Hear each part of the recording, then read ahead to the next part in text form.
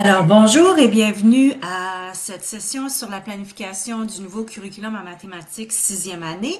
Et on va faire la planification dans cette session pour septembre et octobre. Alors, avant de débuter, j'aimerais commencer par une reconnaissance territoriale. Alors, nous souhaitons profiter de l'occasion pour souligner le fait que les participants dans cette rencontre virtuelle se retrouvent sur les territoires des traités 6, 7 et 8, des lieux de rencontre et de déplacement traditionnels des Premières Nations, ainsi que sur les territoires des Métis en Alberta. Nous reconnaissons ces peuples comme gardiens traditionnels de ces territoires et nous leur rendons hommage. Ce moment de reconnaissance nous permet de leur témoigner notre respect tout en nous engageant dans la voie d'une guérison collective et d'une véritable réconciliation en honorant ensemble ces magnifiques terres de la province de l'Alberta. Alors, au menu aujourd'hui, nous allons discuter d'un cadre de référence et des documents importants. J'ai déjà passé plus en détail sur les différents documents, donc je vous invite à retourner sur le site ARPDC si vous n'avez pas déjà vu ces documents ou ces vidéos d'introduction avec tous les documents qu'on a créés pour la série du nouveau programme de mathématiques 4e à 6e année. Ensuite, je vais vous parler de suggestions d'activités en lien avec la planification qui a été développée pour vous. On va aussi aller voir qu'est-ce qu'on peut trouver sur New Learn Alberta et où trouver d'autres informations. Pour débuter, on va parler du cadre de référence. Alors, comme on a vu précédemment dans l'autre session, on a parlé de l'architecture et du design du programme d'études qui est fait pour chaque matière. C'est la même chose. On veut vraiment avoir un enseignement en spirale.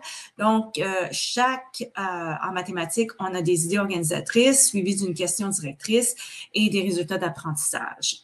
Et ici, en mathématiques, ce qu'on veut faire, on va faire la même chose et on va faire un enseignement en spirale, c'est-à-dire que au lieu d'avoir, comme à l'époque où on faisait une unité, on passait à d'autres choses et on ne revenait pas nécessairement sur l'unité, puis on n'aidait pas nos élèves à faire les connexions entre les différentes idées organisatrices qui forment la mathématique.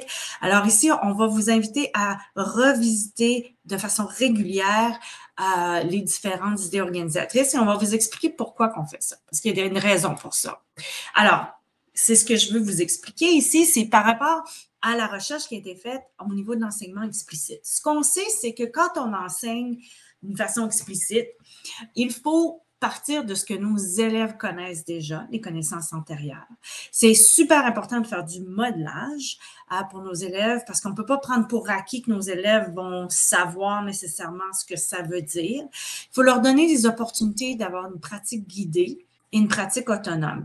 Ici, je le sais que c'est quelque chose qui est un petit peu pas nouveau, mais peut-être qu'on fait moins rendu au 2e ou 3e cycle du primaire, c'est-à-dire les ateliers, les centres ou le travail en petits groupes. Je vais vous inviter puis je vais vous donner plein d'activités, d'idées que vous pouvez utiliser pour travailler, pour aider vos élèves à travailler en atelier et en centre. Et ça va être une façon aussi d'aider nos élèves à faire la spirale, même si, par exemple, je travaille l'idée organisatrice du nombre, rien m'empêche que dans un des ateliers, si j'ai déjà vu la mesure, ben peut-être que je vais revenir avec des activités de mesure. Comme ça, je sais que mon élève va être capable d'être autonome de le faire sans avoir besoin de l'enseignant pour qu'il soit là pour le superviser puis expliquer la démarche. Et en même temps, on voit ici ce qu'on appelle le surapprentissage, qui est super important. Si on veut que nos élèves en arrivent à une compréhension beaucoup plus approfondie, aussi à l'automatisation, quand on pense aux tables de multiplication, par exemple, ben, c'est quelque chose que nos élèves devraient connaître sur le bout de leurs doigts, que ça devienne automatique pour qu'on puisse être plus efficace pour aller plus loin dans notre démarche mathématique. Et d'une part, quand on revisite régulièrement quelque chose, on fait des liens avec dans notre cerveau.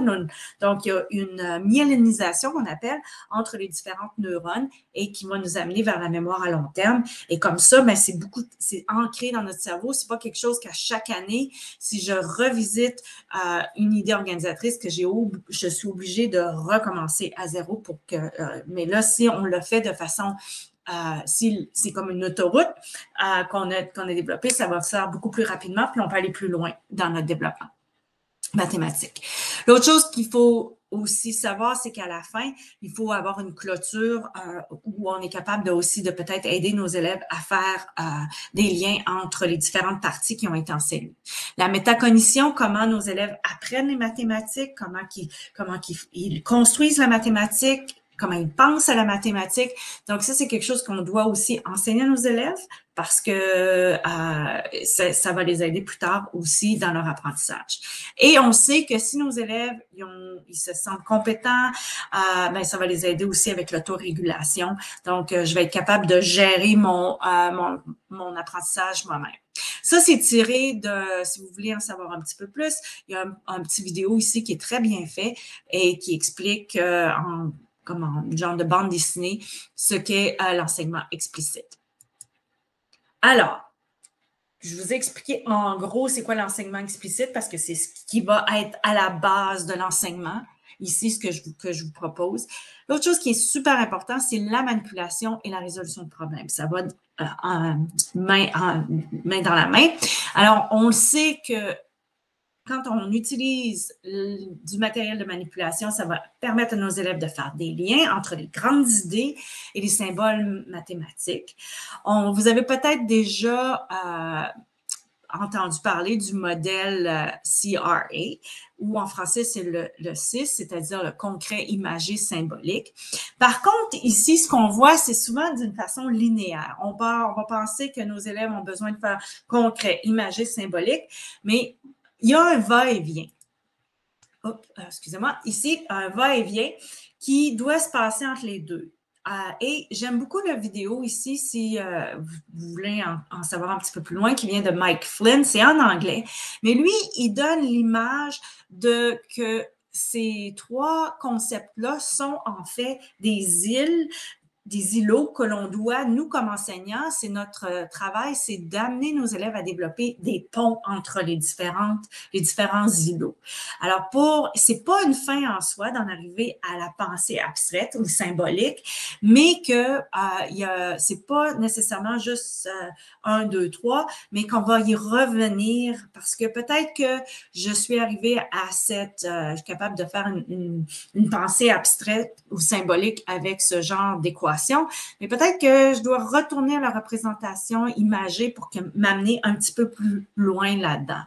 Et je sais que dans le nouveau programme d'études, on parle beaucoup d'algorithmes usuels qui se retrouvent ici. Là, on met une emphase là-dessus. Mais il ne faut pas oublier ça aussi, parce que ça ne veut pas nécessairement dire que mon élève qui est ici, qui est capable d'utiliser de façon efficace la pensée symbolique ou tout le matériel symbolique ou abstrait là, avec l'algorithme. Moi, je suis un exemple parfait de ça. J'étais très, très bonne en mathématiques parce que je faisais les formules, j'avais pas de problème avec ça, j'avais de bonne mémoire sur ça. Mais est-ce que je comprenais vraiment ici, plus à ce niveau-là? Je pense que j'aurais eu une meilleure compréhension mathématique si j'avais eu l'occasion de faire plus de liens. Donc, ce n'est pas linéaire, je veux mettre ça clair, c'est vraiment, il y a beaucoup de va-et-vient. L'autre élément qui est important, c'est la résolution de problèmes, parce qu'on veut que nos élèves aillent plus loin, parce que c'est, comme j'ai dit, plutôt, on ne fait pas que faire un algorithme, puis il faut que je le fasse, parce que c'est le but, puis c'est ça qui va faire que je suis un élève compétent ou pas. Mais est-ce que je comprends vraiment ce que je dis? Est-ce que je suis capable de l'appliquer, de le mettre dans des situations pour résoudre des problèmes en utilisant les connaissances mathématiques que j'ai à ce moment-là? Donc, la résolution de problèmes va nous amener encore un petit peu plus loin dans notre connaissance mathématique. Une autre chose que j'aime beaucoup ici, c'est cette idée, les grandes idées ici en 6e année. Ça, c'est basé plus sur un programme mathématique aux États-Unis où Jo Boaler, qui vient de Stanford University, où elle met les connexions. Parce que quand je parlais de l'enseignement en spirale, c'est ça. C'est qu'on veut amener nos élèves à avoir une connaissance, être capable de faire des connexions avec les différentes idées organisatrices. Comme par exemple, c'est quoi l'idée de faire de faire au niveau de area, qui est l'air. Bon, mais ça va m'aider aussi avec la multiplication. Donc, tout est interrelié et il faut, quand je parle d'enseignement explicite, les élèves ne le découvriront pas nécessairement seuls. Il faut les aider à faire ces liens-là. D'accord? Mais bon, c'est certain qu'on va avoir certains élèves qui vont être capables de le faire, mais de façon générale, je comparerais ça un peu à l'enseignement de la lecture. On ne peut pas nécessairement faut enseigner un code parce que sinon, nos élèves ne seront pas capables de deviner seuls que EAU fait le son O. Donc, il faut que je l'enseigne, mais il faut que je fasse le lien qu'il y a des règles orthographiques, mais c'est un peu la même chose ici. Okay? Donc, il faut que je l'enseigne de façon explicite. Ici, j'aime cette image-là. J'avais vu ça dans une des sessions que j'ai prises en mathématiques parce que souvent, on voit la manipulation comme une béquille. Ah, ça, c'est en attendant. C'est mes élèves qui sont plus faibles qui vont utiliser la béquille. Alors que on devrait le voir plutôt comme un outil dans notre boîte à outils. On a certains élèves qui vont penser de façon plus conceptuelle que nécessairement avec des algorithmes. Donc, leur façon de penser, ça ne veut pas dire qu'ils sont moins compétents en mathématiques, c'est juste que leur façon de penser en mathématiques est différente. Alors, donc, essayons de voir l'utilisation de la manipulation comme un outil plutôt que comme des béquilles. Ceci étant dit, nous vous suggérons comme matériel de manipulation pour le mois de septembre-octobre, de l'argent, parce qu'on va travailler vraiment avec l'argent, des blocs de 10, parce qu'on doit utiliser différentes représentations pour aider nos élèves à faire les connexions, des boîtes, des dés en bois. Pour ça, vous pouvez trouver ça facilement chez Dollarama. Et ce que j'aime, c'est qu'on peut écrire ce qu'on veut là-dessus. Vous pouvez aussi vous acheter déjà des dés là, qui sont déjà faits sur à 12, à plusieurs faces. J'aime beaucoup, beaucoup les Legos parce que ça peut amener nos élèves à une autre façon de voir. Et ce que j'aime surtout des Legos, c'est que ça amène nos élèves à penser en 3D. Ça, c'est quelque chose qu'on ne fait pas beaucoup. Souvent, on a des manipulatifs qui sont vraiment plus au niveau du 2D, alors que les Legos nous amènent ailleurs avec la pensée 3D. On peut utiliser des cartes de subitisation ici et aussi, je vous ai mis un lien pour des cartes de multiplication parce que, comme on parlait plus tôt du surapprentissage, nos élèves doivent connaître leur fait mathématiques assez bien pour pouvoir aller un petit peu plus loin dans leur pensée. Je vous suggère aussi un journal mathématique. Je vais vous montrer un exemple. C'est très simple. Ce que vous pouvez utiliser, c'est une page 8,5 par 14 ou 18. Et ici, les élèves le plient. Ça, c'est un peu comme votre billet de sortie. À la fin d'une leçon ou, par exemple, un concept que vous avez enseigné, vous pouvez demander vos élèves par ici l'exemple, c'est l'apprentissage d'un algorithme avec la soustraction, je crois. Bon, mais ils peuvent le faire ici en vous le dessinant, comme on parlait de symbolique, et ce que j'aime, c'est que ça vous permet de prendre des notes, de faire quelque chose qui est très, très rapide. Puis après, une fois que vous avez vu tout le travail des élèves, ça peut vous aider à guider votre enseignement, à savoir, OK, là, il y a tel concept que mes élèves n'ont peut-être pas bien compris, donc je vais devoir reviser. Ou encore, quand on parlait là, de la pratique guidée en petits groupes, peut-être qu'un groupe qui a besoin d'un petit peu plus de soutien, je vais travailler avec eux à ce niveau-là. Donc, ça, c'est une façon d'organiser votre enseignement. Donc, d'avoir et aussi que nos élèves pensent, quand on parle de métacognition, comment je vois les mathématiques. Et comme ça, je peux engager une discussion mathématique avec mes élèves à propos de leurs réponses. Et ici, j'ai mis la corde à linge parce que on va parler peut-être quand on va travailler les fractions, tout ça, mais c'est pas nécessairement à l'étude tout de suite. On a parlé d'argent. On vous donne une suggestion de ce que nos élèves devraient avoir, comme dans des sacs Ziploc, par exemple. Vous pouvez, si vous avez la chance d'avoir de l'argent qui est en plastique, là, ben, c'est bien. Et on vous donne combien? Parce qu'on veut vraiment que nos élèves soient capables de manipuler l'argent, de remettre du change, d'être capables d'additionner, de soustraire. Parce que dans le fond, là, on additionne, soustrait avec les décimaux.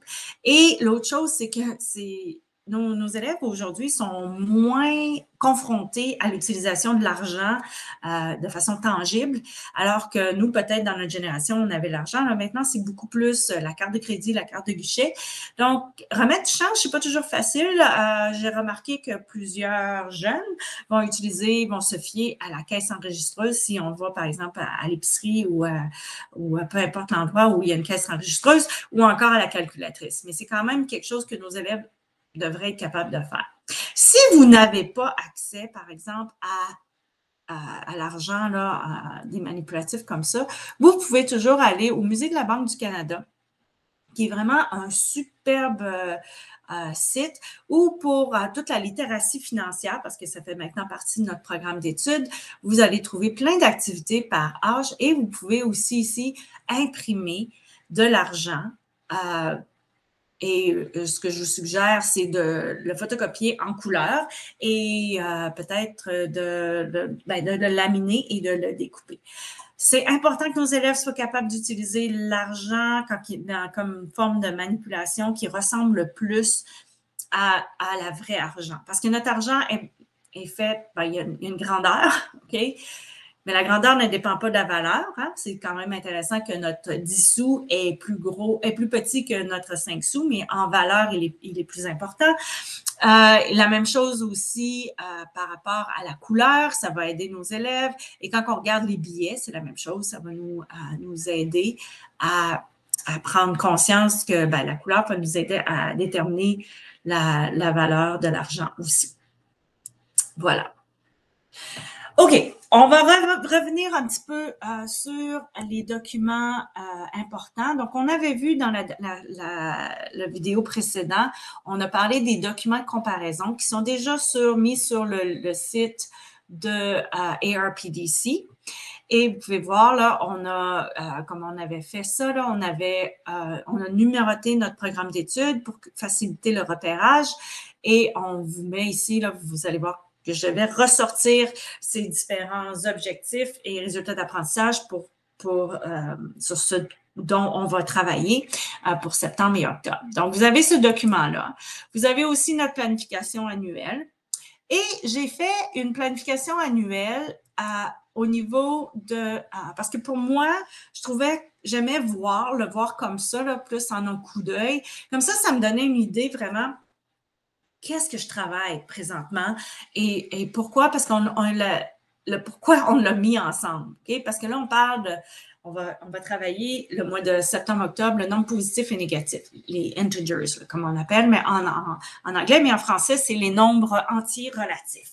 Alors, on fait ça. On va faire ça en même temps avec l'addition et la soustraction et on va le faire avec aussi la géométrie et la géométrie analytique, c'est-à-dire avec le cadre le plan cartésien. Pourquoi? Parce qu'un plan cartésien, on a négatif, positif. C'est certain que nos élèves, encore en sixième année, n'ont pas vu tout ça.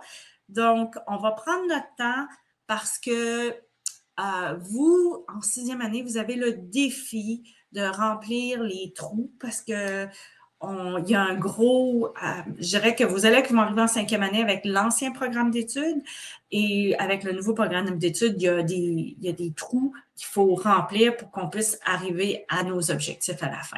Mais ce que je vous mets ici, ce sont où est-ce qu'on va mettre l'emphase, mais ça ne veut pas dire qu'on n'y revient pas tout au long de l'année.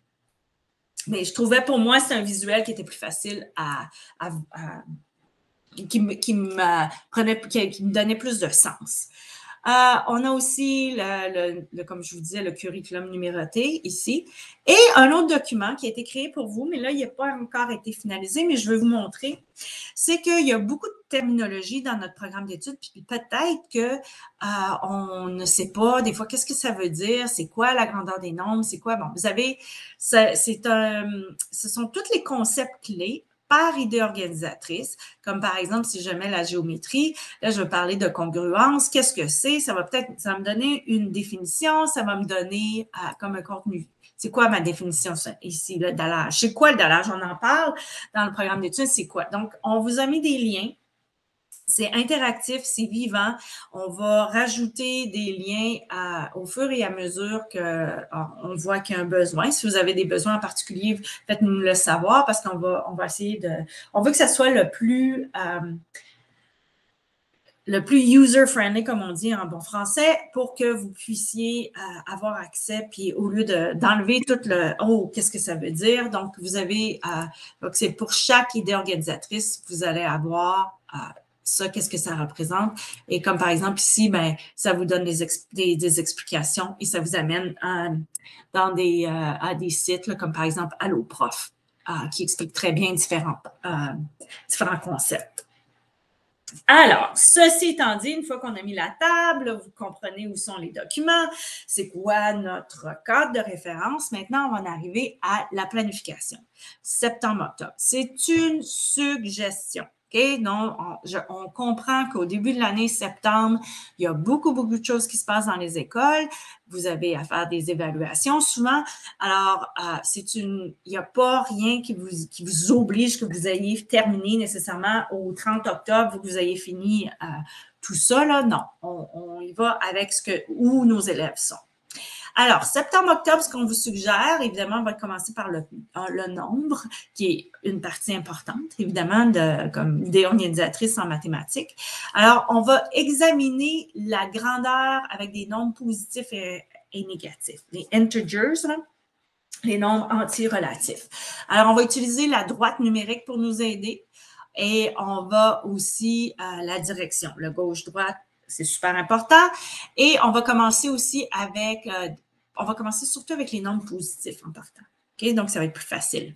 Mais nos élèves, ils connaissent c'est quoi le négatif parce que un thermomètre, on a tout utilisé ça, on a tout entendu, ça fait partie de notre langage. Il fait moins 30 l'hiver, on comprend c'est quoi. On sait que c'est froid, on sait que c'est bas.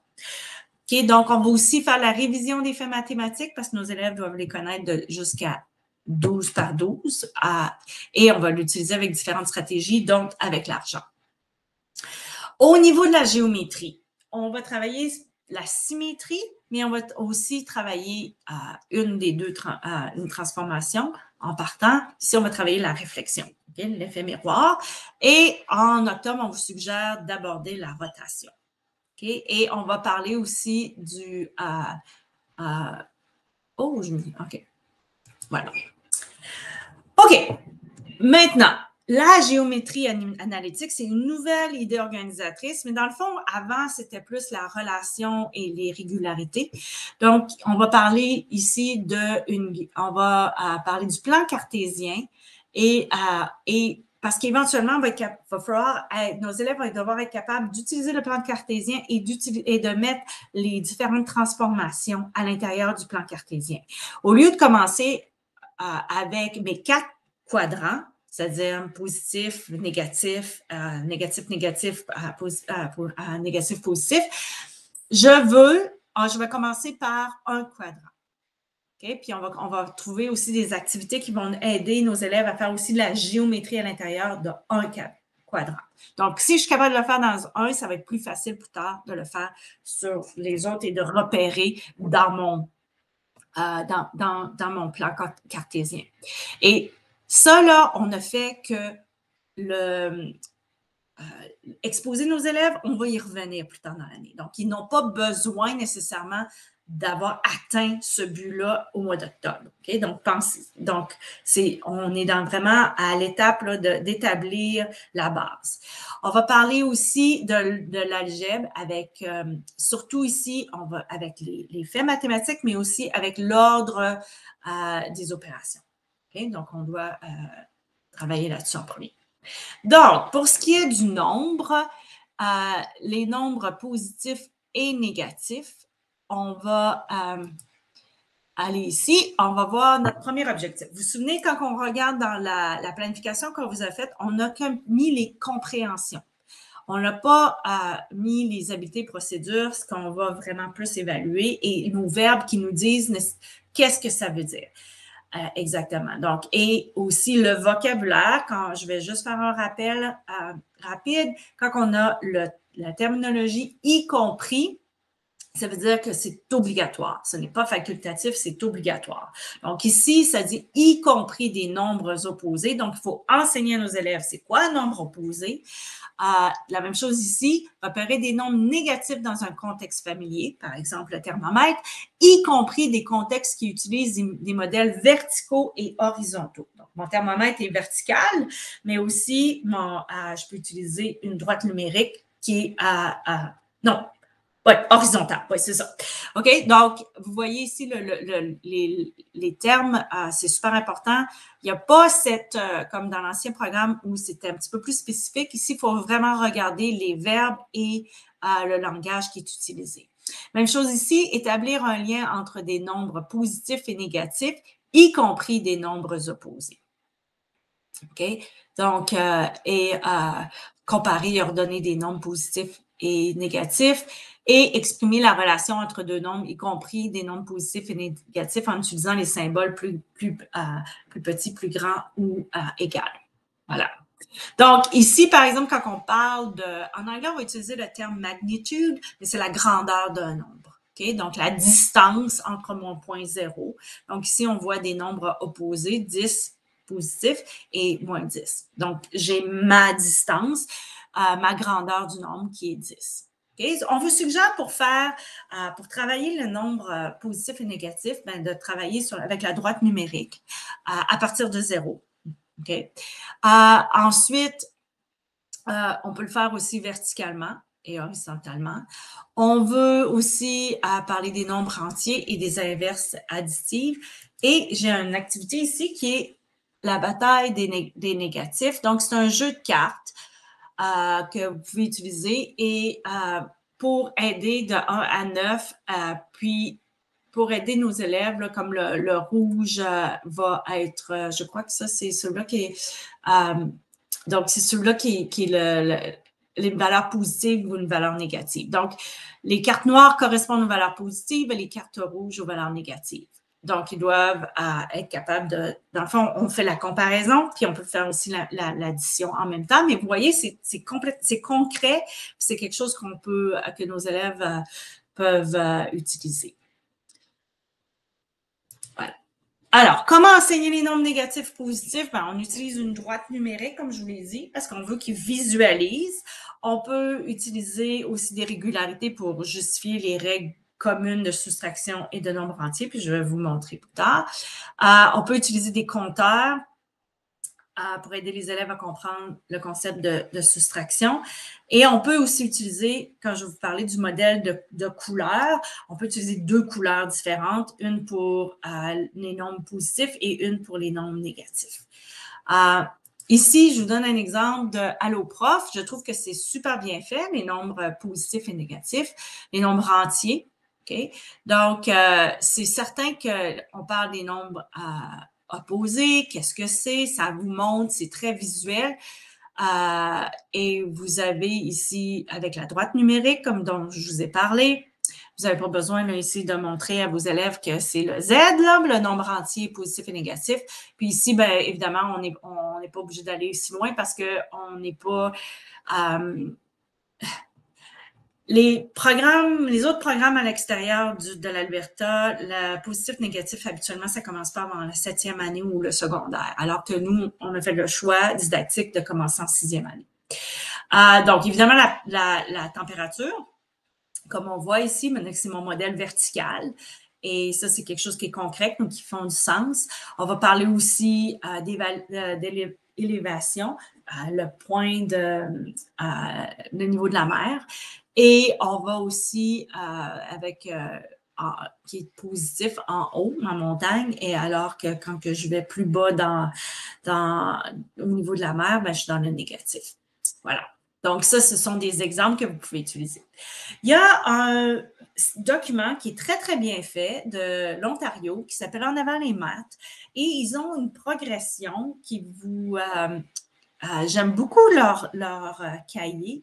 qu'ils font parce qu'ils vous donnent la terminologie, ils vous donnent des exemples et en plus, vous mettent en contexte comment l'enseigner. Donc, si vous avez besoin d'un petit peu plus parce que c'est quelque chose qui est nouveau pour vous, bien, je vous encourage à utiliser là, ce document-là qui est très bien fait.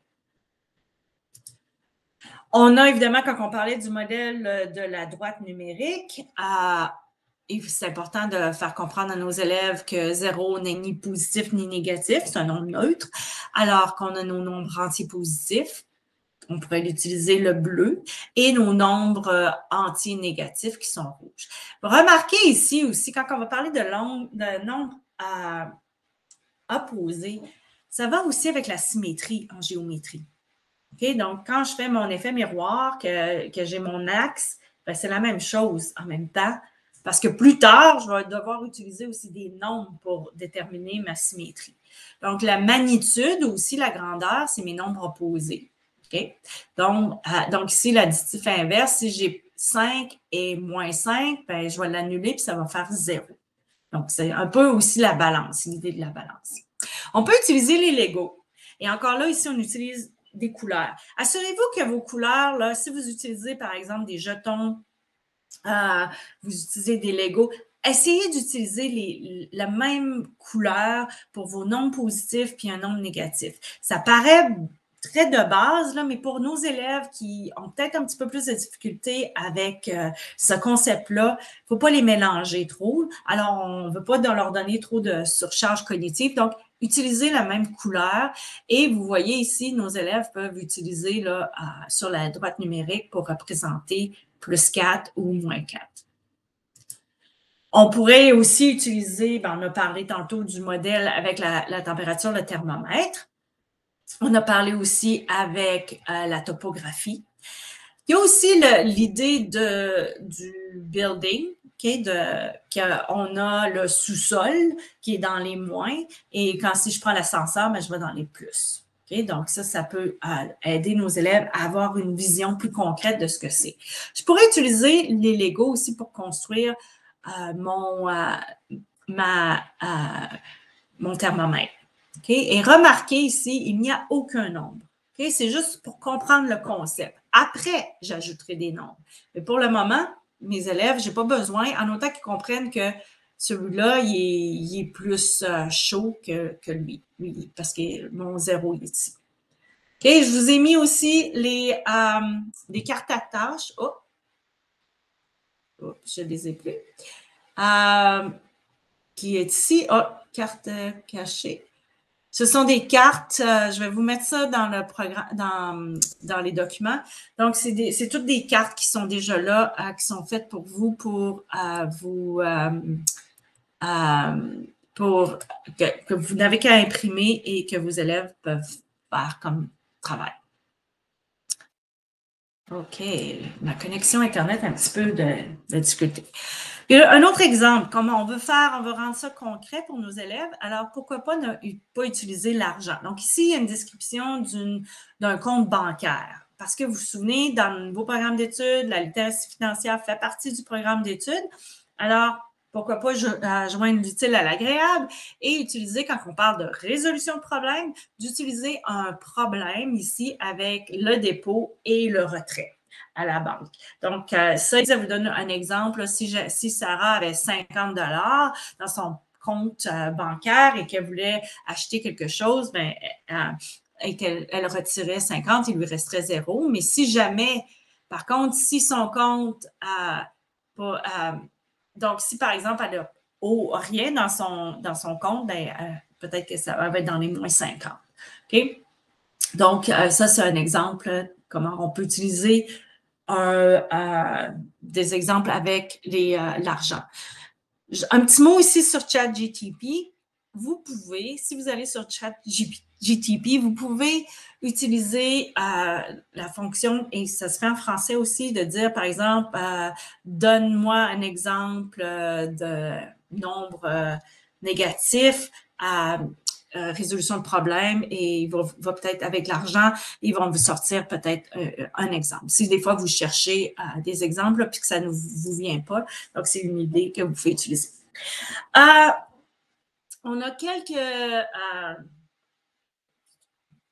vidéos ici qui expliquent c'est quoi, quels sont les nombres entiers. Lui, Clément vous enseigne, c'est super bien fait, c'est plus concret, alors qu'ici, on utilise vraiment la droite numérique et c'est vraiment un exemple qui est plus symbolique. Okay? Comment on va faire vraiment mon addition, ma soustraction en utilisant la droite numérique.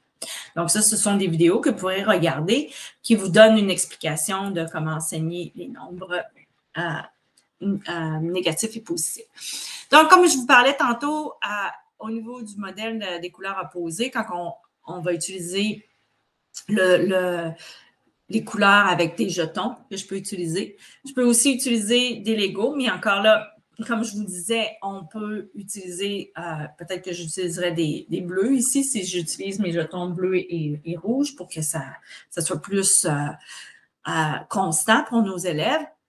On peut, par exemple, utiliser si on veut que nos élèves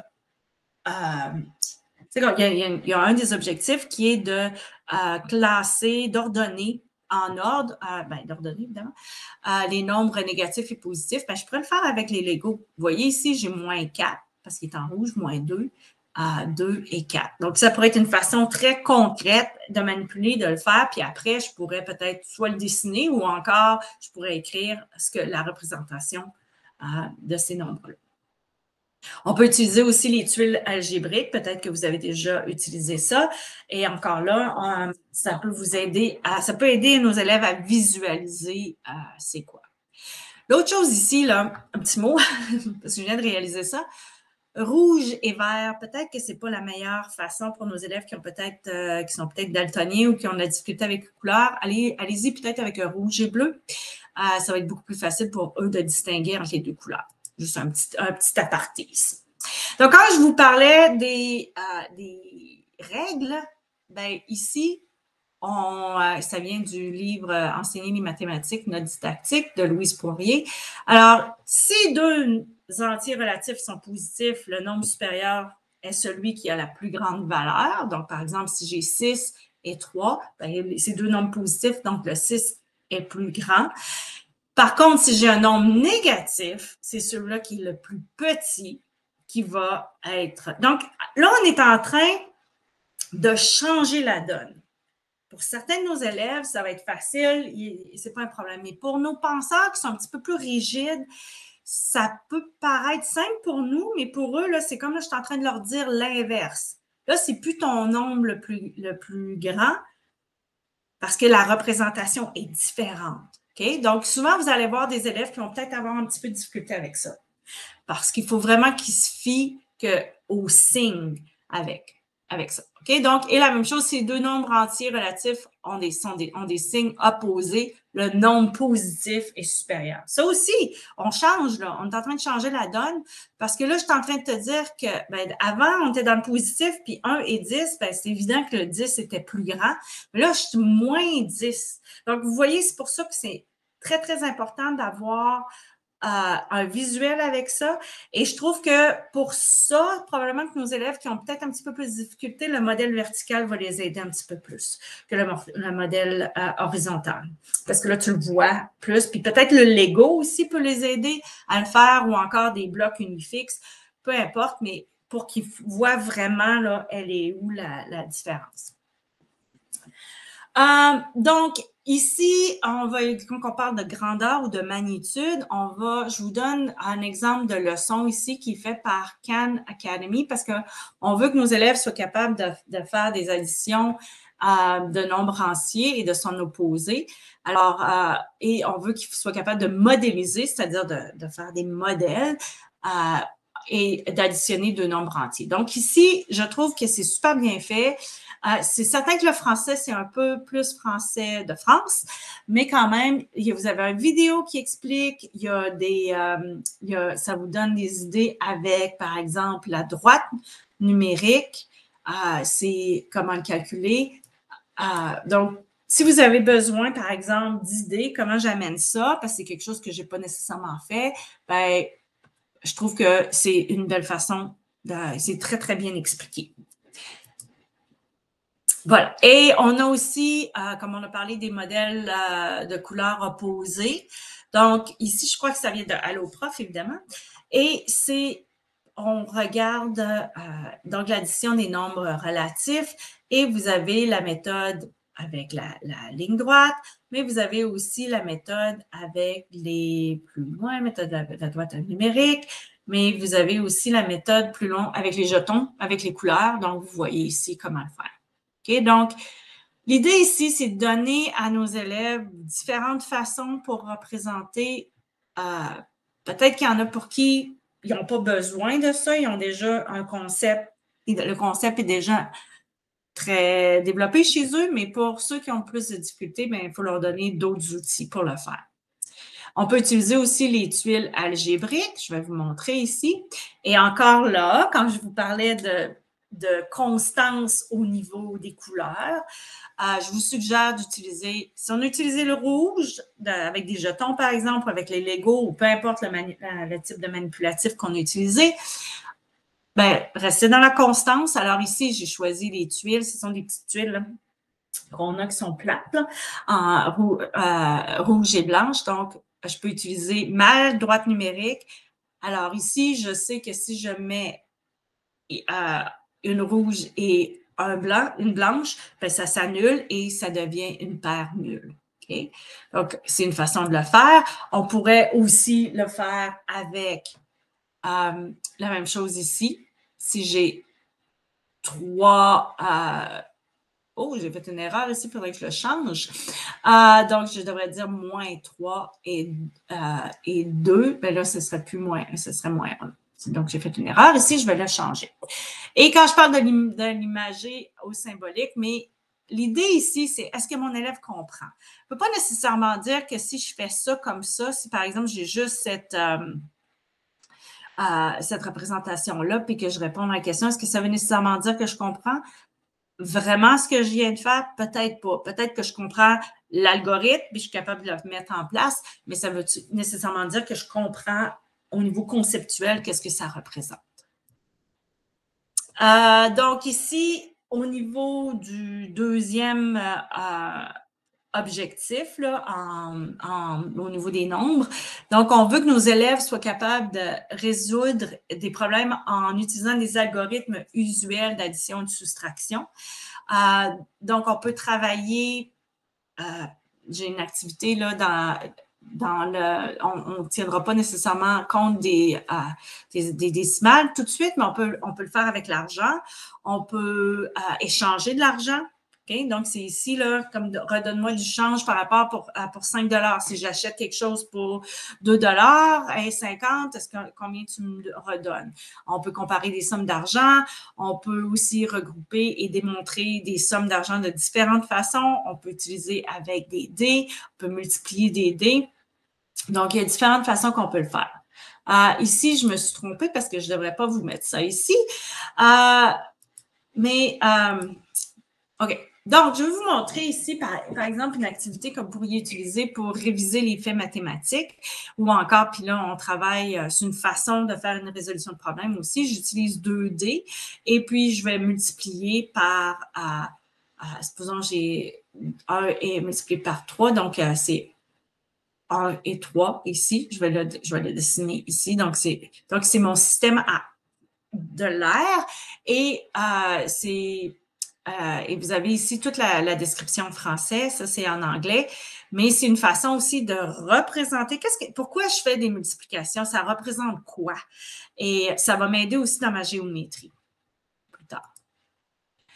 Donc, si on utilise l'argent, par exemple, comme je vous ai dit précédemment, c'est important de discuter que ça va être quelque chose qui va nous aider pour les autres à faire le lien aussi avec d'autres manipulatifs. C'est un outil physique. Il y en a partout. Peu importe le pays où je vais en retrouver de l'argent. Donc, c'est quelque chose, c'est un concept que je dois bien posséder. Et aussi, c'est important, comme je l'ai mentionné précédemment, d'utiliser l'argent, la monnaie canadienne avec qui lui ressemble le plus, que ce soit le plus réaliste possible. Alors, une chose, c'est quoi une pièce de monnaie? As-tu de la monnaie? Ça, ce serait intéressant parce que nos élèves, peut-être qu'ils n'ont plus vraiment de monnaie dans leur poche parce que peut-être que, tu sais, très jeunes, maintenant, nos jeunes ont des cartes pas des cartes de crédit, mais plus des cartes de guichet. Et, euh, et qu'est-ce qu'on fait avec la monnaie? Tu sais, c'est intéressant, ce serait intéressant d'avoir ce genre de discussion-là. Je vous donne ici des liens pour parler de l'histoire de la monnaie parce que c'est important. Comme je vous l'ai mentionné plus tôt, le nouveau programme, à partir de la maternelle, on travaille l'argent et on travaille la littératie financière. Rendu en 6e année, on s'attend à ce que nos élèves aillent un petit peu plus loin, mais quand même, il faut qu'il y ait une base au niveau de l'argent. C'est quoi l'argent? Et ici, ce que j'aime beaucoup, ça vient de la Banque du Canada, le musée de la Banque du Canada. Et il y a plein de questions. Où est-ce que l'argent est fabriqué? Pourquoi qu'il y a telle figure sur les billets? Pourquoi il y a c'est de couleur? Pourquoi elles sont différentes? Pourquoi j'ai pile face? Pourquoi sont-elles en plastique? Tout ce genre de questions-là. Ça pourrait être une activité qui serait intéressante aussi à faire en combinaison en littératie quand on a nos élèves qui doivent faire peut-être une recherche sur quelque chose. Donc, peut-être pourquoi pas marier la littératie financière avec peut-être le français. Je vous ai mis ici, ça paraît très de base, mais quand même, est-ce que nos élèves savent qu'on a le sous-noir n'est plus en circulation, mais on l'utilise quand même. Pourquoi qu'on a besoin parce que c'est plus précis. Est-ce que je vais me promener avec beaucoup de, puis l'autre raison, pourquoi le sous-noir n'est plus en circulation? Parce que peut-être c'est moins plaisant de se promener avec 100 pièces de 1 sou au lieu de me promener avec un 1 $. Okay? Donc ça, c'est juste pour vous donner une idée. Il y a une ressource en français là, si vous voulez pour aider vos élèves. Donc, on a une activité qui est gratuite qui vient de mieux enseigner, que vous pouvez imprimer pour aider nos élèves à additionner et soustraire des montants d'argent. Il y a aussi le déjeuner de Mathis qui vient, je vous présente ici, puis je reçois rien, mais j'aime beaucoup le jardin de Vicky. C'est un site, ça coûte à peu près 35 $ pour l'année et ils ont des belles activités, que ce soit en français ou en mathématiques.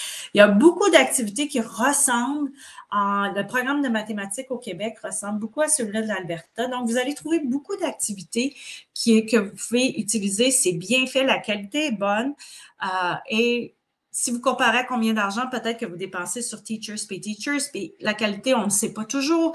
Alors, une suggestion. Si vous voulez, il y a plein d'activités qui sont là. Puis il y a même aussi des PowerPoint interactifs pour travailler certains concepts en mathématiques. Alors ici, c'est encore là faire de l'addition, soustraction. On a certaines contraintes parce que nos élèves doivent avoir ici trouvé les déjeuners qui vont créer le plus d'énergie pour notre élève. Et en comptant, il faut que j'aie des protéines, un breuvage et un fruit. Et il faut que je crée 5 déjeuners différents. Donc, vous voyez ici, je travaille en même temps la décomposition, je travaille aussi la comparaison, parce que là, je vais avoir le même total à quelque part là, de valeur d'énergie, mais peut-être que la constitution va être différente. Il y a une activité je vais vous présenter un petit peu plus tard, qui est un peu la même chose, mais qui parle, mais cette fois-ci, c'est avec l'argent. Mais avant d'aller un petit peu plus loin, je veux juste prendre un moment pour discuter. Je ne suis pas passée à travers ce résultat d'apprentissage, mais on parle qu'on veut que nos élèves soient capables d'utiliser des mots et des numéros quand au niveau dans les nombres. Ça peut être un problème en immersion parce qu'il y a certains nombres qui sont difficiles à dire. Et nos élèves doivent vraiment pratiquer. C'est important que nos élèves soient capables de passer de l'oral à l'écrit et vice-versa. Donc, c'est le concept de transcodage. Parce que on veut que nos élèves soient capables si supposons je demande à mon élève d'écrire 1000, comme ici, 2017. OK, j'ai 2017, mais peut-être que j'ai des élèves qui vont écrire 2, 0, 0, 0, puis 17, parce qu'ils n'ont pas encore compris la valeur de position que mon 0, donc c'est le 2 qui est à la valeur des unités de 1000, et que je dois mettre un 0 parce qu'il n'y a pas de centaines, et une dizaine. Vous voyez? Donc, ça peut être un exercice qu'on peut faire avec nos élèves. Je vais vous montrer ici. Il y a un site qui s'appelle Mi7. C'est français, c'est gratuit, c'est super bien fait. Vous avez plein d'activités, dont celui-là qui est ici. Donc, peut-être dans votre routine du matin ou de mathématiques, vous pouvez écrire un nombre. Vous pouvez aussi même le faire avec les parties décimales pour que nos élèves soient capables de le dire. Okay? Donc, ça, c'est une façon de travailler l'oral. Et vous avez beaucoup d'activités ici au niveau des mathématiques pour différents, comme estimer une fraction, l'heure ou quoi que ce soit. Et c'est gratuit. Un autre site qui est vraiment intéressant, ça s'appelle Création orthophonique. Et ça, ce sont toutes des PowerPoint que vous pouvez télécharger, qui sont gratuites. Je n'ai pas besoin de ça. Et qui vont, par exemple, travailler les nombres particuliers. On sait qu'on a des nombres comme 90, 70, 94. C'est pas facile là, pour nos élèves là, de faire ça. Et vous pouvez télécharger gratuitement et vous pouvez aussi l'adapter et le modifier selon les besoins de vos élèves. Okay? Puis il y en a pour les nombres plus particuliers, il y en a pour les grands nombres, le transcodage des grands nombres, les nombres particuliers, ici des nombres à 3 chiffres. Donc, vous voyez, puis vous pouvez, et comme je vous disais, vous pouvez vraiment les modifier à votre guise. Une autre activité que vous pouvez utiliser, c'est par exemple utiliser le shaker avec des dés à l'intérieur, soit des dés qui sont avec 6 faces avec des points, ou encore des dés avec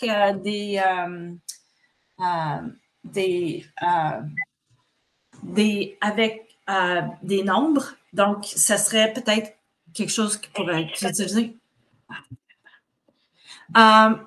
Ou encore avec des dés avec des nombres, et vous pouvez demander à vos élèves d'écrire le nombre, de le dire ou de le faire, puis l'autre, ça pourrait être un atelier, un autre élève devrait le faire.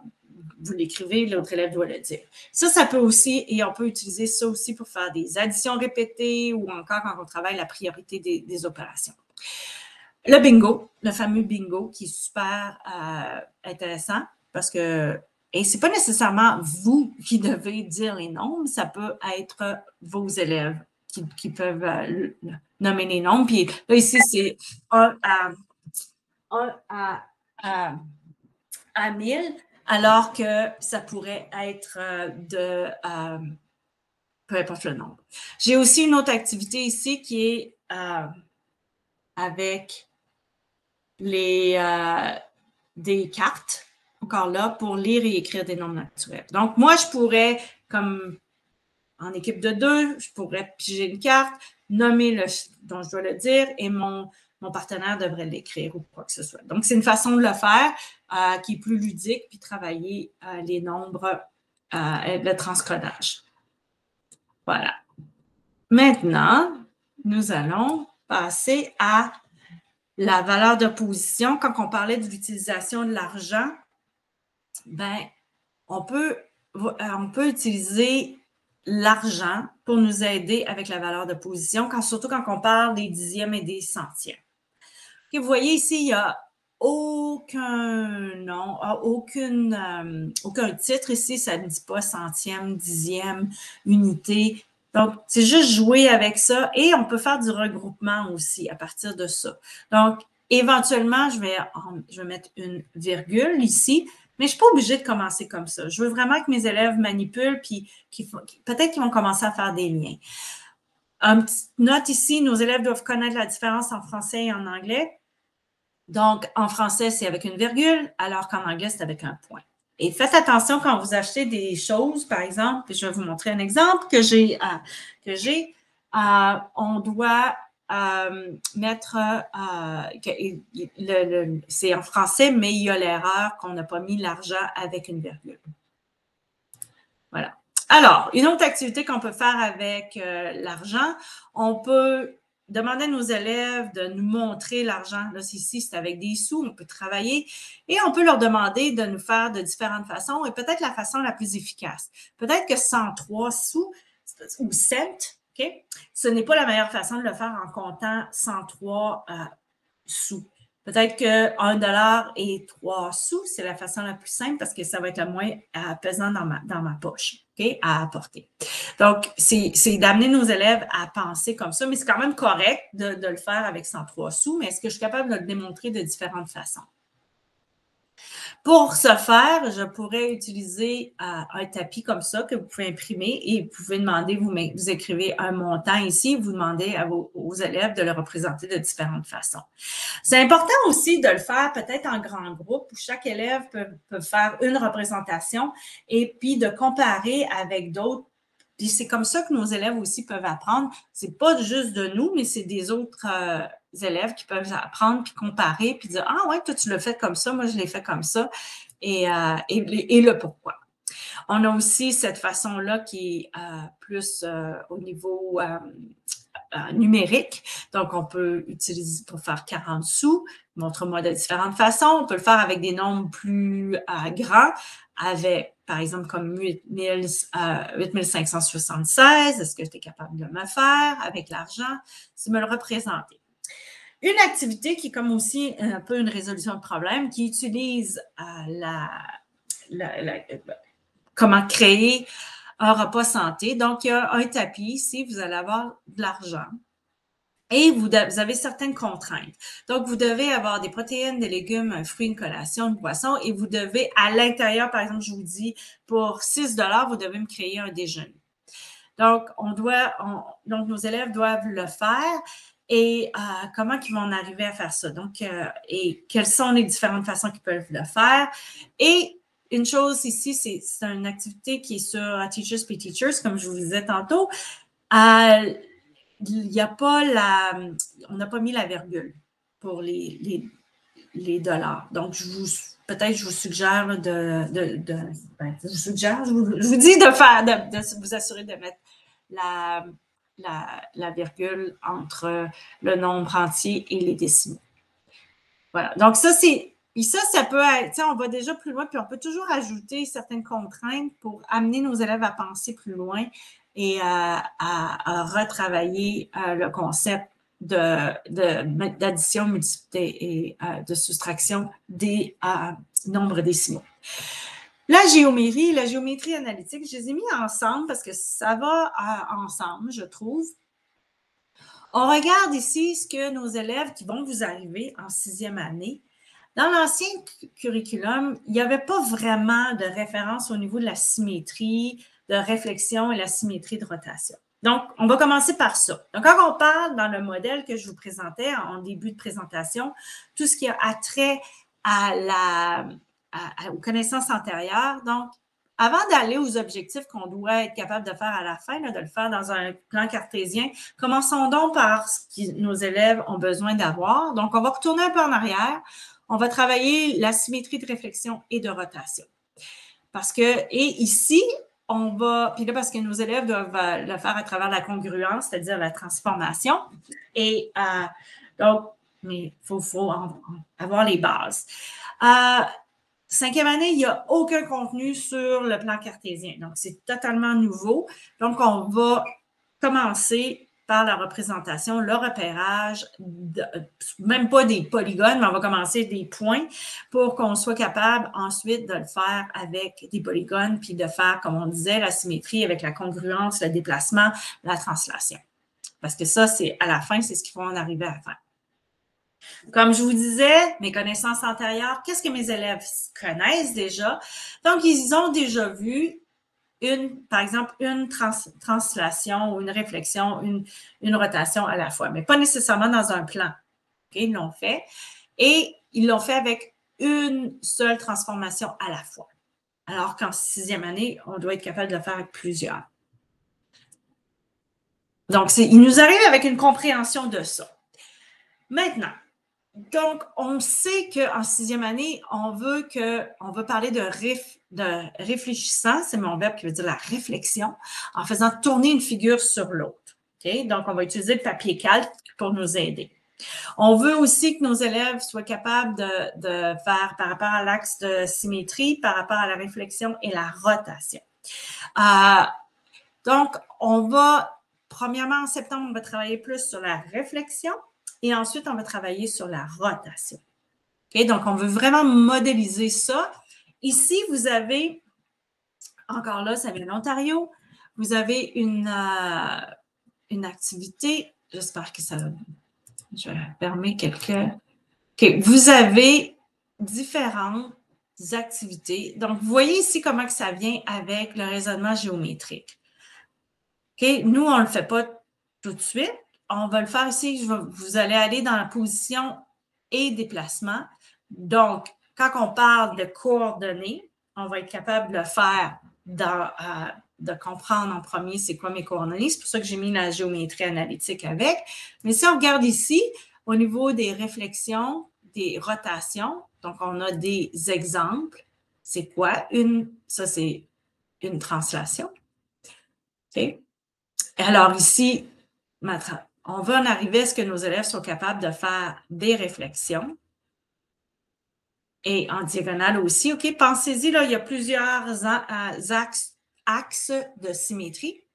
Donc, c'est important à enseigner. Et ici, vous allez voir la rotation. Donc, ça, c'est ce qu'on veut que nos élèves soient capables de faire éventuellement. OK? Sur un papier quadrillé ou dans ici, on a juste un quadrant. OK? Donc, éventuellement, là, ici, on a un axe là, de rotation de 90 degrés. OK? Donc, ça, c'est des exemples pour la géométrie spatiale. Donc, si je reviens à mon exemple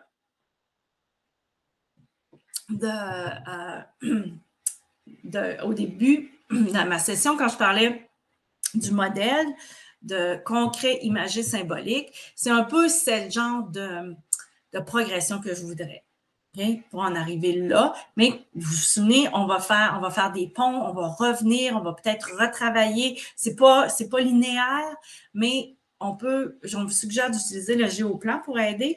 Puis aussi, on peut ici mettre mon axe de symétrie qui est ici verticale, mais ici, elle peut être aussi diagonale. Okay? Donc, peut-être que j'en arriverai pas là, à faire ça tout de suite, là, à diagonale, mais on va commencer par... mais c'est vers où on veut s'en aller, OK? Parce qu'on va pouvoir l'utiliser plus tard avec la ligne de l'axe X et l'axe Y. Donc, ici, je vous ai mis quelques idées parce que comme on a parlé de la symétrie de réflexion, est-ce qu'on sait c'est quoi? Est-ce que nos élèves nous arrivent avec ça? Ils n'ont peut-être pas vraiment cette compréhension-là. Donc, il y a un beau petit vidéo qui explique des exemples concrets. On a ici une activité qui est en ligne qu'on peut utiliser. Vous voyez, la géométrie, j'ai plein d'activités. C'est sur le site logiciel éducatif FR. Vous avez plein d'activités que vous pouvez utiliser qui sont gratuite, c'est comme on regarde ici, cette activité-là, et ça peut télécharger. Alors, vous avez différents niveaux. Si je regarde niveau 1, donc je dois trouver la symétrie du point 1. Est-ce que c'est ça? Ah, bon, ouais. Et donc, on peut le faire. Ça pourrait être une activité qui se fait en atelier. Au niveau du repérage, vous voyez ça fait partie aussi avec mon plan cartésien. On peut utiliser aussi en 3D avec des Legos, demander à nos élèves de nous construire des choses qui sont symétriques avec l'axe de réflexion. On peut aussi utiliser les miras pour nous aider pour le faire, comme ici dans cette activité, ou un miroir encore. On peut demander à nos élèves, avec des formes géométriques, de nous créer une forme géométrique puis de le faire de l'autre bord, qui est un petit peu plus complexe, ou encore utiliser le miroir puis vérifier que c'est bien fait. On peut, ici, vous avez la planification.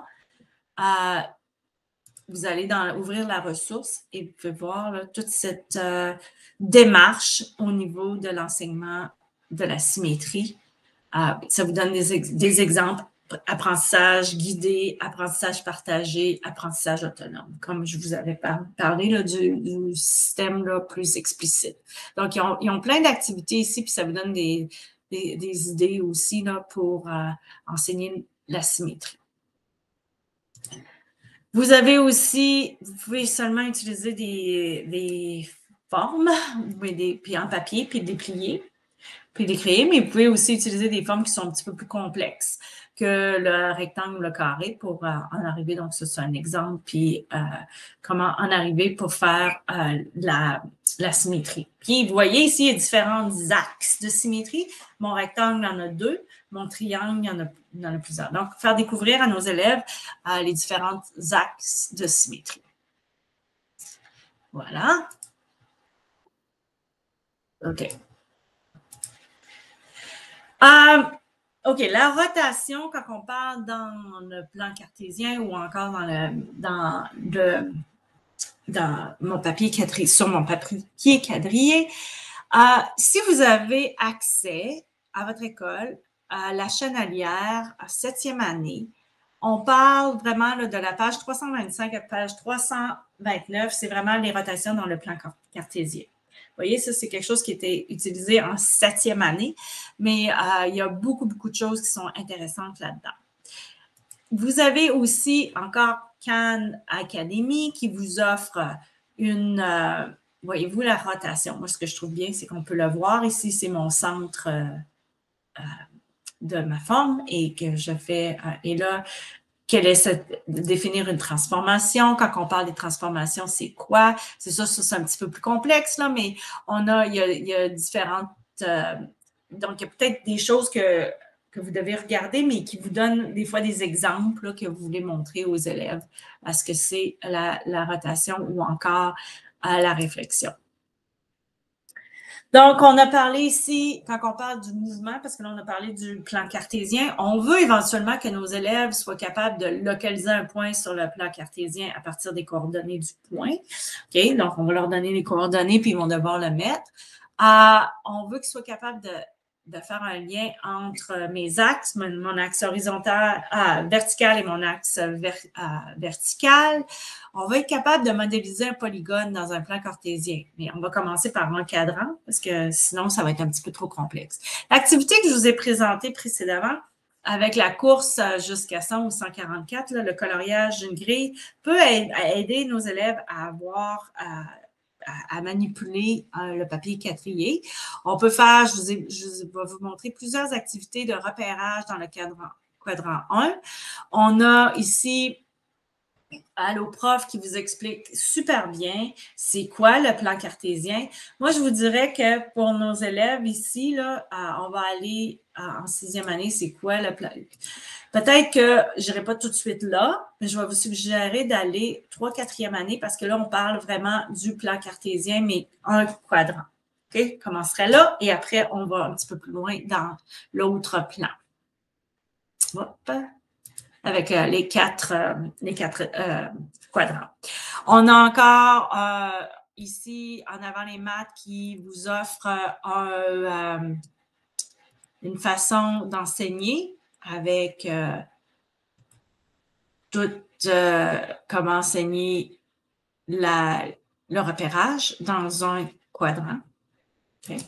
Donc, il vous donne des activités. Je vous ai mis plein d'activités. Ici, ça paraît très de base, mais quand même, il faut s'assurer que nos élèves aient le langage encore, et d'autant plus en immersion. Est-ce que mon élève est capable d'exprimer, de dire à gauche, à droite, en haut? Donc, une suggestion ici, ça peut être ça s'appelle, moi, c'est pris de Van der Waal. Et c'est une activité qui s'appelle les positions cachées. Donc, chaque élève un élève aurait 4 formes et on doit ici placer 4 formes. Un élève place 4 formes et doit décrire à l'autre où placer la forme géométrique. Et si mon élève, ben là, il faut que je sois capable d'être vraiment précis dans comment je vais expliquer sur une grille. Okay? Comment je vais le faire. Ensuite, il y a une activité ici qui est en ligne. Donc, par exemple, un élève, ou on peut le faire en grand groupe, je mets mon soleil, je le cache à un endroit, puis là, quand je clique dessus, il y a des nuages qui apparaissent, et là, quelqu'un doit me poser des questions pour découvrir où est caché le soleil. Est-ce qu'il est en haut, à gauche, à droite? Est-ce que tu le déplaces de 3? Tu sais, là, on parle là, on peut utiliser tout le vocabulaire qu'on a appris pour décrire et essayer de trouver où se cache le soleil. Comme je vous ai parlé de le jardin de Vicky, il y a des activités qui ont des ateliers mathématiques au niveau du plan cartésien. Ils ont des cartes aussi.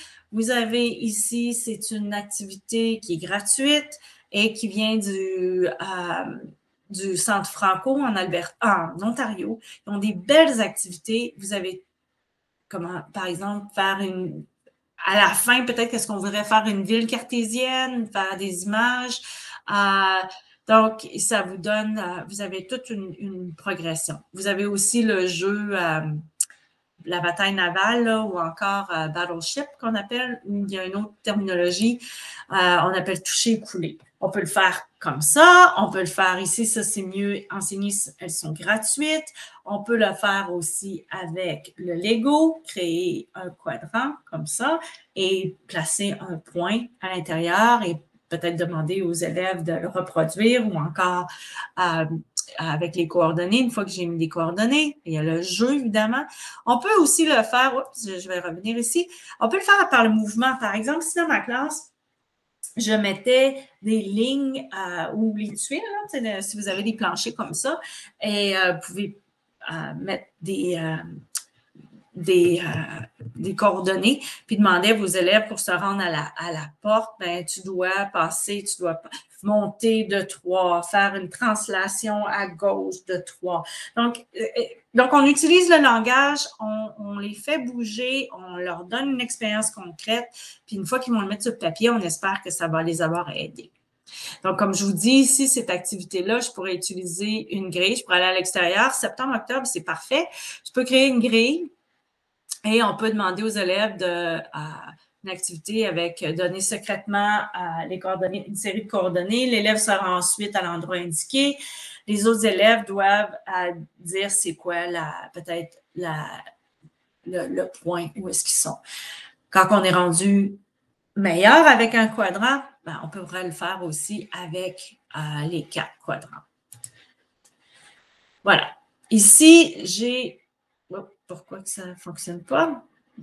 Je ne comprends pas. Alors, j'ai Modulo ici qui vient de... Vous avez toute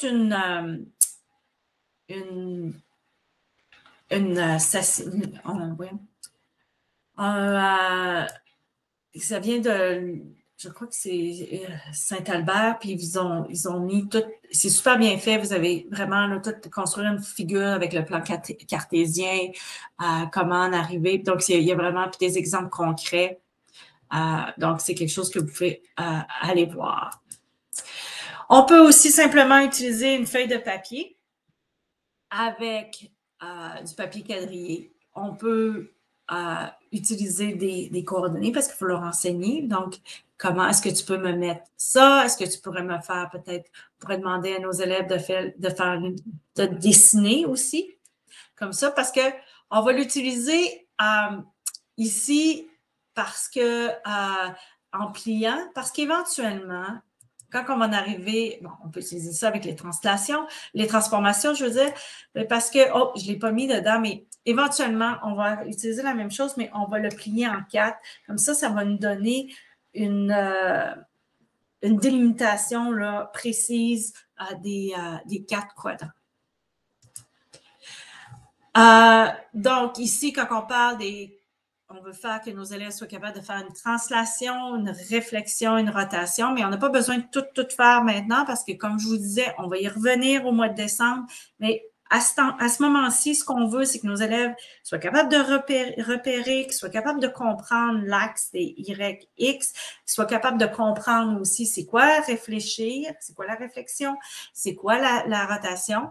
Et ensuite, on va pouvoir tout mettre ça ensemble parce que éventuellement, nos élèves doivent être capables de faire une réflexion en rapport à l'axe des abscisses, c'est-à-dire l'axe des X et l'axe des Y. Okay? Donc, on doit être capable de le faire avec le cadran.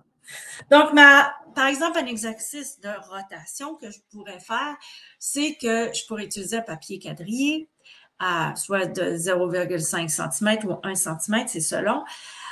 Et on va demander à notre élève d'utiliser du papier à calquer. Vous pouvez utiliser le papier blanc ou encore du papier de couleur, c'est selon si vous pensez que vos élèves vont aider. Donc, par exemple, ici, je vais demander à mon élève de faire subir une rotation au papier calque à partir du point B.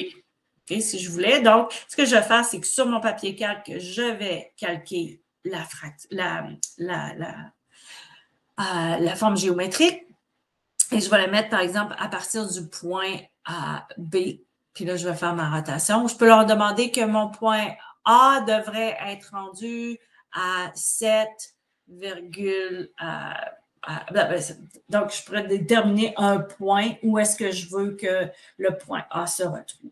Okay? Donc, il y a plein de contraintes que je peux mettre, mais c'est vraiment où je pourrais le faire avec si on travaillait les angles, je pourrais le faire avec 90 degrés ou peu importe, non, mais je pourrais même partir mon centre, quand on parlait d'axe symétrique, je pourrais le partir au centre si je voulais, mais c'est vraiment, l'idée, là, c'est d'aider avec le papier quadrillé. Puis une fois qu'on va être capable de le faire, ben là, si je veux je pourrais faire une translation et une rotation après, mais là, je vais être rendu dans le cadran ici qui va être négatif. Okay. Donc, vous voyez ici, donc mes 4 quadrants. Ici, je vais être capable, éventuellement, c'est ça le but de la chose, c'est d'en arriver, donc mon origine, mon 0, 0, et en arriver à utiliser mes transformations à l'intérieur du plan cartésien. Mais comme je vous ai dit, on va attendre plus au mois de décembre pour faire ça. Okay? Donc, on va utiliser une grande feuille et on va plier pour faire chaque quadrant pour que ce soit une bonne représentation. Est-ce que je suis capable de le faire? Si, supposons, j'ai juste à le faire de mon axe Y, comme on voyait, là, j'ai peut-être pas besoin d'ouvrir mes 2 panneaux en bas parce que je vais juste faire ma réflexion à l'intérieur de ces 2. Si seulement, par exemple, j'ai un ici qui va faire la réflexion de l'autre côté. OK? Donc, ça peut peut-être simplifier là, au lieu de ne pas savoir où est-ce que je vais. Finalement, l'algèbre. Donc, ici, on vous suggère de travailler vraiment la priorité des opérations. On ne parle pas d'exposant encore. On va vraiment évaluer en impliquant entre parenthèses et selon la puissance. Mais là, on ne fait pas tout de suite d'exposant pour commencer. Mais vous voyez ici, il y a, ce que je trouve ici, c'est qu'encore, il y a une belle affiche de le jardin de Vicky ou encore, il y a une activité aussi qui est avec... je crois que j'ai trouvé ça au Québec. Oui, puis donc vos élèves peuvent créer leurs propres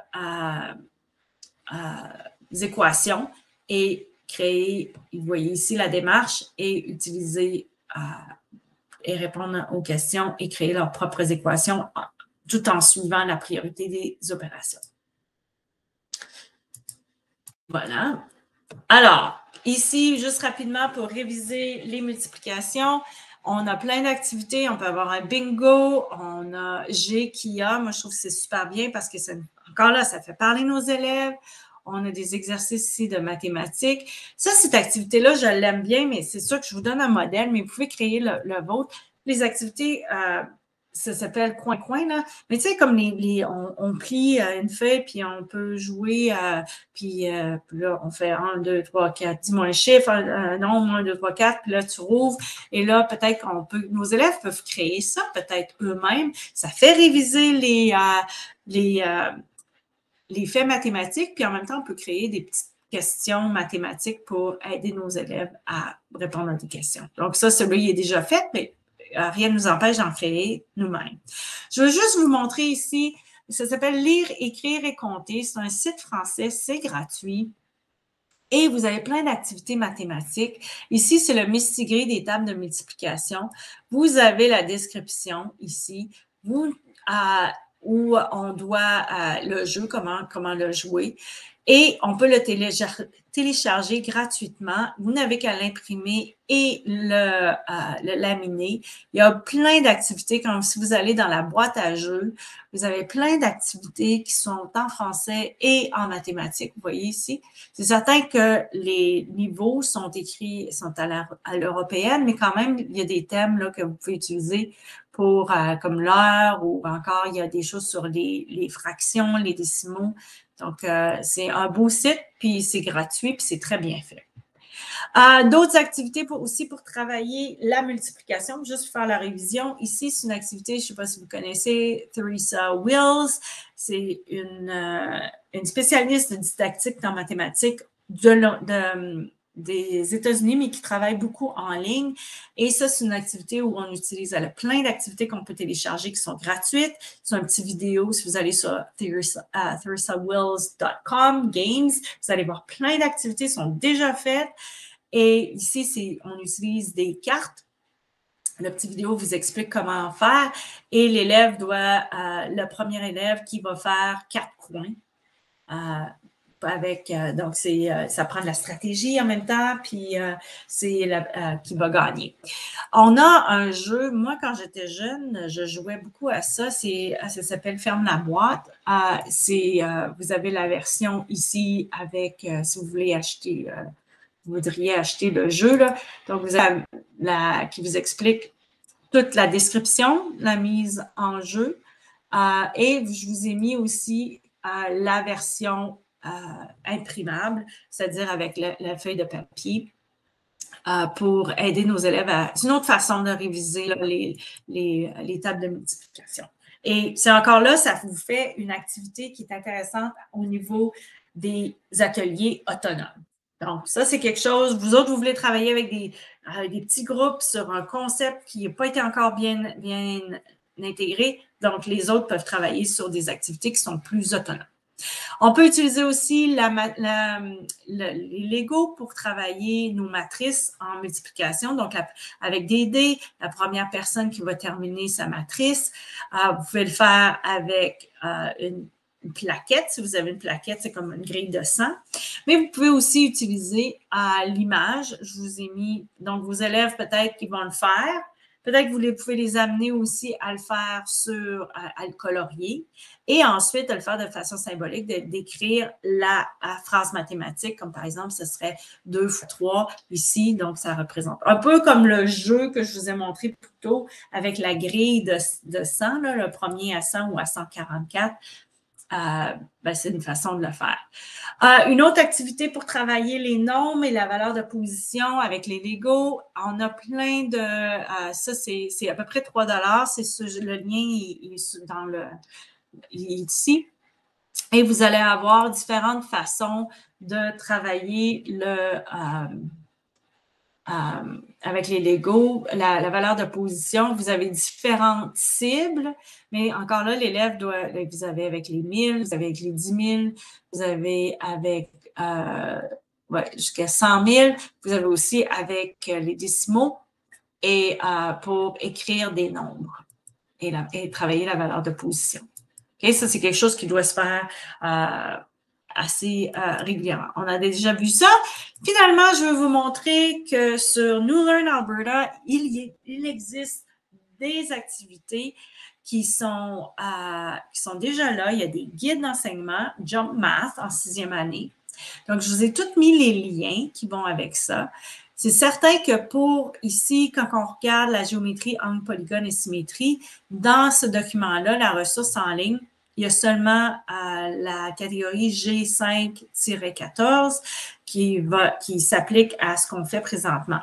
Mais je vais juste vous montrer, j'espère que si vous n'avez pas déjà fait, d'avoir... Oh, bon, et voilà, il ne marche pas aujourd'hui. Ils doivent être en train de faire des problèmes. Ils doivent faire des... Donc, assurez-vous que vous avez un compte et il y a plein d'activités qui existent et qui sont là pour vous, qui sont arrimées avec le nouveau programme d'études. Donc, je ne sais pas si ça va marcher si je le fais comme ça, parce que des fois, ils font du travail sur leur site le week-end. Ah, voilà, il ne marche pas. Mais je vous encourage d'avoir... Donc, tous les liens sont là et je vous encourage d'avoir un login, un compte avec New Learn Alberta. Et si vous voulez savoir comment faire, allez voir mon vidéo de la session précédente. Voilà, alors on a fait ça et finalement, j'aime beaucoup l'utilisation des livres jeunesse. Et je vous propose 3 livres pour travailler des concepts qu'on regarde durant cette période, en septembre-octobre. Ici, il y a toute la question de persévérance en mathématiques et donc l'histoire des femmes en maths qui pourrait être intéressant. Donc, c'est sur une mathématicienne française, Sophie, et il y a toute son histoire. Je vous ai mis le lien aussi. Un livre ici qui travaille sur la littératie financière, c'est Fric-Frac, le parcours d'un billet de banque. Vous avez plein d'activités qui vont vous donner des idées d'activités d'écriture, des pistes d'exploitation, que vous pouvez faire le lien quand on parle de spirale, d'enseigner le français et les mathématiques ensemble. Ici, c'est un beau petit livre qui est vraiment bien. C'est sur les transformations dans le plan, la réflexion, rotation, translation. Et c'est l'histoire de Boucle d'or et des 3 ours qui a été fait avec des nombres ou encore des formes qui sont placées différemment pour raconter l'histoire. Donc, ça travaille l'histoire avec, en plus, en travaillant la réflexion, rotation et translation. Et pour terminer, comment ça s'appelle, non? Au Manitoba, Apprentissage illimité ont créé une série pour les mathématiques, pour la littératie financière en lien avec notre programme d'études. Et vous avez la trousse complète 4, 5, 6, donc qui offre des activités, qui offre toute une progression qui est faite. Je vous ai mis aussi une explication, c'est en anglais, mais qui explique comment utiliser JumpMath et comment aussi utiliser pour peut-être faire pour être capable de différencier pour nos élèves qui ont peut-être des besoins particuliers. Finalement, vous trouvez les documents, ben ça va tout être mis sur ARPDC ici. Vous voyez ici, on a déjà des documents qui sont déjà mis. Donc, nos documents vont être ici avec la vidéo et tous les documents qui s'y rattachent. Voilà. Alors, sur ce, je vous remercie de votre attention. Et si vous avez des questions, commentaires, n'hésitez pas d'entrer en contact avec moi. Ça va me faire plaisir de vous y répondre. Parfait.